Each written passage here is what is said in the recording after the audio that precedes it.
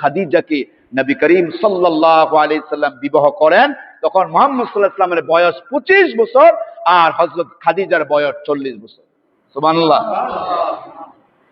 প্রিয় ভাইয়েরা, এবার বিবাহ যখন করছে, মক্কার ধনট্টবান যে সমস্ত যুবকেরা আছে সবাই সকালবেলা মিছিলের মতো শুরু করছে যে খাদিজা, এত ধনট্টবান মহিলা তুমি, কোটি কোটি টাকার মালিক তুমি, এত বড় শিল্পপতি, আমরা কত মানুষ তোমাকে বিবাহের প্রস্তাব দিই, কারো প্রস্তাব কবুল করো না। একজন গরিব মানুষ, অসহায় মানুষ, যে মায়ের পেটে থাকা অবস্থায় বাবা মারা গেল, 6 বছর বয়সে মা হারালো, 8 বছর বয়সে দাদা হারালো, এমন একটা ছেলেকে তুমি বিবাহ করলা। এবারে মনে হয় যে ঘূর্ণিঝড়ের মতো খবর সব দিকে ছড়িয়ে গেছে। খাদিজা ছিলেন বুদ্ধিমতী মহিলা, বুদ্ধির কোনো কমতি ছিল না। খাদিজা সবগুলোর দাওয়াত করছে। শিল্পপতি মানুষ খাইবিয়ে না, কথা বোঝেন নাই? কত খাইতে পারো খা। হযরত খাদিজা রাদিয়াল্লাহু তাআলা আনহা মক্কার সব মানুষকে দাওয়াত করলেন, কারণ খাদিজা একজন শিল্পপতি, টাকা পয়সার কোনো অভাব নাই। খাবারের আয়োজন করলেন, সবাইকে তৃপ্তি সহকারে খাদিজা খাওয়ালেন। খাওয়াবার পরে বললেন, বসো, এবার তোমাদের সাথে কথা আছে। লোকজন চিন্তা করলো খাওয়াইছে কি জানি ধরা দেয় খাদিজা। হযরত খাদিজা ডেকে বললেন, শোনো, আমি তোমাদেরকে 3টা প্রশ্ন করব, 3টা প্রশ্ন জবাব দেওয়ার আগে এই জায়গা থেকে বের হওয়ার কোনো সুযোগ নাই। আল্লাহু আকবার বলেন।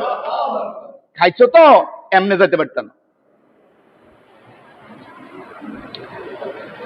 এবার খাদিজাকে লোকজন ডেকে বললেন, কি তেমন প্রশ্ন বলেন।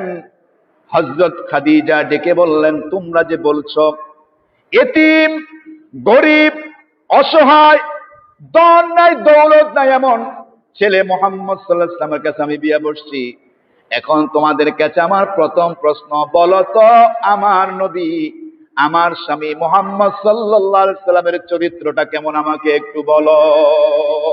সুবহানাল্লাহ, আমার নবীর চরিত্রটা কেমন একটু বলো।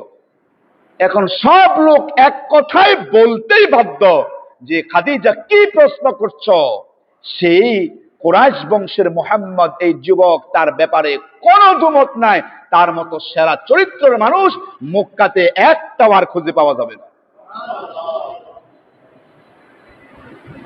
রায় দিছে কে? আমরা দিছি। আচ্ছা ঠিক আছে। হযরত খাদিজা রাদিয়াল্লাহু তাআলা আনহা দ্বিতীয় প্রশ্ন করলেন, বলো তো মক্কার যুবকেরা, ও মক্কার মানুষরা শোনো, আমার নবীর চেহারার সৌন্দর্যটা কেমন বলো।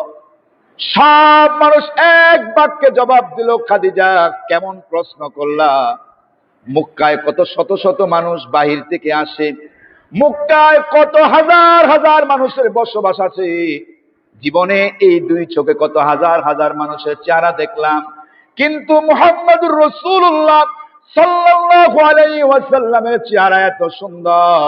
ও খাদিজা, মনে রেখো মুহাম্মদ সাল্লাল্লাহু আলাইহি ওয়াসাল্লামের চেহারার মতো দ্বিতীয় কোন ব্যক্তি আর খুঁজে পাওয়া যাবে না। খাদিজা বলছে, রায় দিছি কে? আমরা দিছি। এবার খাদিজা বললেন, তৃতীয় প্রশ্ন, বলতো আমার নবীর বংশ কেমন। এবার মক্কার সব মানুষ নিস্তব্ধ হয়ে গেছে। এক বাক্যে বললেন, ও খাদিজা, এই মক্কার যত বংশ আছে সব চাইতে সেরা বংশ কুরাইশ বংশ। সুবহানাল্লাহ। এই 3 প্রশ্নের জবাবে সব নিস্তব্ধ, ঠকে গেছে সবাই। জিতে গেছে কে? কথা বলে না? খাদিজা। ঠিক এই পৃথিবীতে যারা বামপন্থী, এই পৃথিবী যারা রাসূলের দুশমন, পৃথিবীতে যারা কোরআনের দুশমন, সব হেরে যাবে। রাসূলের দলে যারা থাকবে তারাই জিতে যাবে। সুবহানাল্লাহ বলে। আমরা জিততে চাই কিনা?